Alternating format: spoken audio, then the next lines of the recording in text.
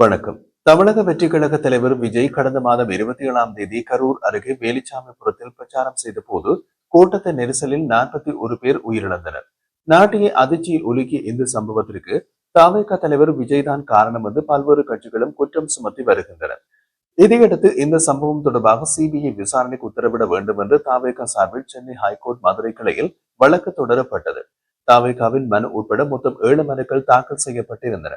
அந்த மனுக்கள் மீதான விசாரணைகள் நீதிபதி தண்டபாணி, ஜோதிராமன் ஆகியோர் முன்பு விசாரணைக்கு வந்தபோது நீதிபதிகள் சிபிஐ விசாரணைக்குரிய மனுக்களை தள்ளுபடி செய்தனர்.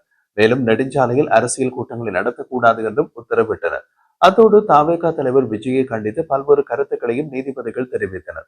அதோடு கூடுதல் இழப்பீடு கோரி மனு தாக்கல் செய்யலாம் என்றும் அந்த மனுவுக்கு தமிழக அரசும் விஜயும் 2 வாரங்களுக்குள் பதில் அளிக்க வேண்டும் என்றும் நீதிபதிகள் உத்தரவிட்டனர். இந்த வழக்குகளின் விசாரணையை தொடர்ந்து தவிக பொதுச் செயலாளர் புசி ஆனந்த், துணை பொதுச் செயலாளர் நிர்மல்குமார் ஆகியோரின் முன்ஜாமீன் கேட்டு தாக்கல் செய்திருந்த மனுக்களையும் நீதிபதிகள் ஆய்வு செய்தபின் அவர்கள் இருவருக்கும் முன்ஜாமீன் வழங்க மறுத்து மனுக்களை தள்ளுபடி செய்தனர். சென்னை ஹைகோர்ட் மற்றும் மதுரை கிளை நீதிபதிகளின் இந்த தீர்ப்புகள் விஜய்க்கும் தமிழக வெற்றி கழகத்திற்கும் ஏற்பட்ட பின்னடைவாக கருதப்படுகின்றது. இதையடுத்து தவிக தலைவர் விஜய் சென்னையில் தனது கட்சி நிர்வாகிகளுடன் ஆலோசனை நடத்தியதாக கூறுகின்றனர். வக்கீல் பிரிவினரையும் அவர் அழைத்து இருந்தார்.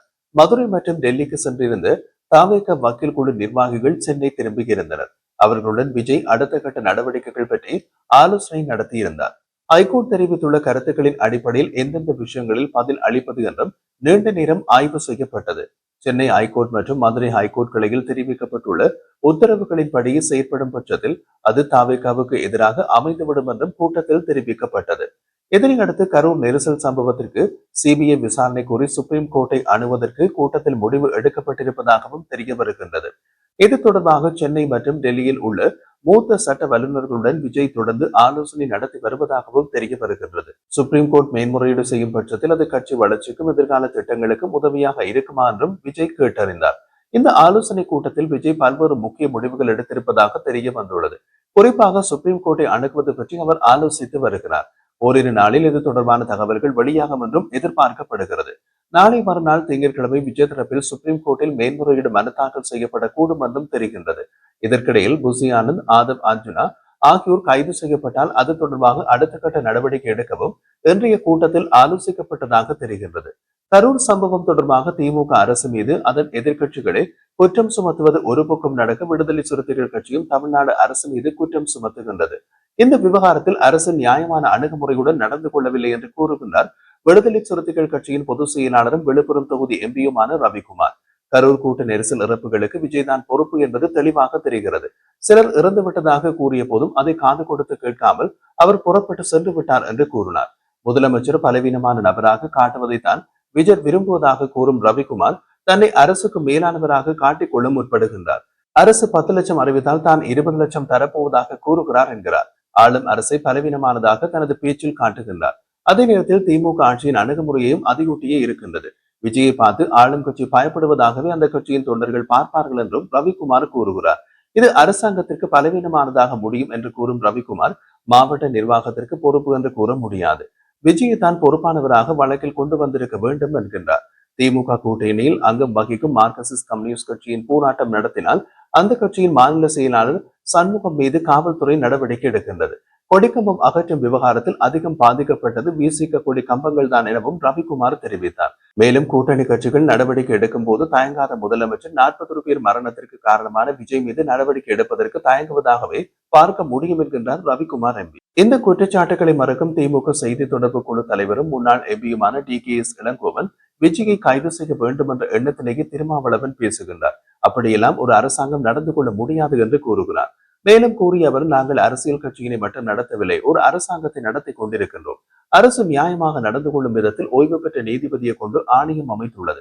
அதன்படி அரசு நடவடிக்கை எடுக்கும் என்கின்றார். தொடர்ந்து பேசிய DKS இளங்கோவன், கரூரில் தமிழக வெற்றி கழக பரப்புரை நடந்த அதே இடத்தில் எடப்பாடி பழனிசாமிக்கு அனுமதி கொடுத்தோம்.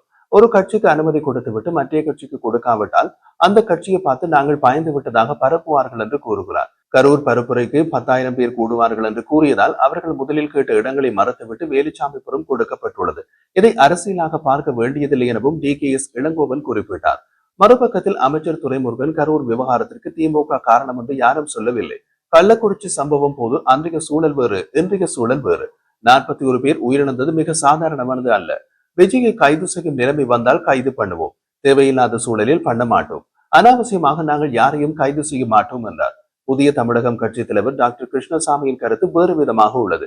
விஜயை கைது செய்ய வேண்டும் என்று கூறி சிலர் கூறிக்கொண்டிருக்கின்றார்கள். இது நடந்தது எப்படி என்பதை கண்டுபிடிக்க வேண்டுமே தவிர அவர் மீது ஒட்டுமொத்தமாக குற்றம் சாட்டக்கூடாது. இந்த சம்பவத்தை வைத்து விஜய் அரசியலில் இருந்து வெளியேற்ற வேண்டும் என்று திட்டமிட்டு காழ்ப்புணர்ச்சியோடு செயற்பட்டு வருகின்றார்கள். அவரை மொத்தமாக காலி செய்ய வேண்டும் என்ற நோக்கத்தோடும் செயற்பட்டு வருகிறார்கள். ஏற்கனவே காவல்துறை விஜயின் மாநாடுகளை பார்த்திருக்கிறது. கட்சியை சார்ந்தவர்கள் மட்டுமின்றி அனைவரும் அவரை பார்ப்பதற்கு வருவார்கள். அப்படி பார்க்கும்போது அவரது பிரச்சாரத்திற்காக ஒதுக்கப்பட்ட இடம் சரியான தேர்வு இல்லை. இதனை காவல்துறை அவரிடம் அறிவுறுத்தி இருக்க வேண்டும். பெரிய வாகனமாக இருந்த போதிலும் குறுகிய பாதையில் குவிந்திருந்த மக்களிடையே நகர்ந்து சென்று கொடுக்கப்பட்ட இடத்தில் தான் நீங்கள் பேச வேண்டும் என்று காவல்துறை சொல்லி வற்புறுத்தி உள்ளே அனுப்பியிருக்கின்றார்கள். சம்பவம் நடந்த உடனேயே விஜய் காவல்துறையினரை உடனடியாக வெளியேறுவார்கள் என்று கூறினார்களா அல்லது அவரை வெளியேறினாரா என்பது போன்ற விவரங்களும் இந்த விஷயத்தில் வெளிவர வேண்டும். இது பற்றி வெளிப்படையாக விசாரணைகள் நடத்த வேண்டும். கரூர் சம்பவத்திற்கு பின்னர் விஜய் வீட்டிலேயே முடங்கி கிடக்காமல் வெளியே வர வேண்டும். சம்பவம் நடந்து 7 நாட்களாகியும் இன்னமும் அவர் வெளியில் வராமல் இருப்பது அரசியல் தலைவருக்கு நல்லது அல்ல என்றார். கரூர் கூட்ட நெரிசல் சம்பவம் தொடர்பாக ஒருவருக்கொருவர் பழியை போட்டுக் கொள்வது வேதனையாக இருப்பதாக நாம் தமிழர் கட்சி ஒருங்கிணைப்பாளர் சீமான் தெரிவித்தார். கரூர் கூட்ட நெரிசல் சம்பவம் தொடர்பாக தாவேகாவுக்கு ஆதரவாக பாஜக பேசுவதாக எழுப்பப்பட்ட கேள்விக்கு சீமான் கூறிய போது, தெருக்களில் கூட்டம் நடத்துவதை விட ஒரு இடத்தில் கூட்டம் என்ற கோரிக்கை விடுத்து பேசிவிட்டு கிளம்பி விடலாம். தெருக்களில் செல்வதனால் எப்போதும் நெரிசலைத்தான் உண்டாகும். ஆனால் எல்லோரும் அதைத்தான் செய்கின்றனர். இனிவரும் காலங்களில் கவனமாக இருக்க வேண்டும் என்று இருப்பதுதான் சரி. அதை விட்டுவிட்டு மாறி மாறி ஒருவருக்கொருவர் பழியை போட்டுக் கொண்டு இவர்தான் காரணம் அவர்தான் காரணம் என்று கூறுவதை பார்க்கும் போது நமக்குத்தான் வேதனையாக இருக்கிறது. இது உயிரிழப்புகளை விட கொடுமையாக இருக்கிறது. அவரை எப்படி எனும் கூட்டணிக்குள் கொண்டு வர பாஜக முயற்சிக்கிறது. அதனால் தான் பேசி வருகின்றனர் என்று தெரிவித்தார். தாவேக தலைவர் விஜயின் பிரச்சார வாகனத்தை பறிமுதல் செய்யுமாறு சிறப்பு உளவுத்துறை குழுவுக்கு சென்னை உயர்நீதிமன்றம் உத்தரவிட்டுள்ள நிலையில் அதற்கான நடவடிக்கையில் போலீசார் தீவிரமாக இறங்கியுள்ளனர். இந்த வழக்கை விசாரித்த நீதிபதி என் செந்தில்குமார் இந்த சம்பவம் தொடர்பாக விசாரிக்க வடக்கு மண்டல ஐஜி அஸ்டா கார்க் தலைமையில் சிறப்பு உளவுத்துறை குழுவை அமைக்கின்றேன். விஜய் பயணம் செய்த பிரச்சார பேருந்தினுடைய வெளியே மற்றும் சம்பவ இடத்தில் இருந்த அனைத்து கண்காணிப்பு கேமரா காட்சிகளையும் கைப்பற்றி விசாரணையை இந்த குழு உடனே தொடங்க வேண்டும். சம்பவத்தில் தொடர்புடைய விஜயின் பிரச்சார வாகனத்தையும் பறிமுதல் செய்து விசாரணை நடத்த வேண்டும் என்று உத்தரவில் கூறியிருந்தார். இதனையடுத்து விஜயின் பிரச்சார வாகனத்தை பறிமுதல் செய்யும் நடவடிக்கையில் போலீசார் தீவிரம் காட்டி வருகின்றனர். சென்னை பனையூரில் நிறுத்தப்பட்டுள்ள அந்த வாகனம் எந்த நேரத்திலும் பறிமுதல் செய்யப்படலாம் என்று தெரிகிறது.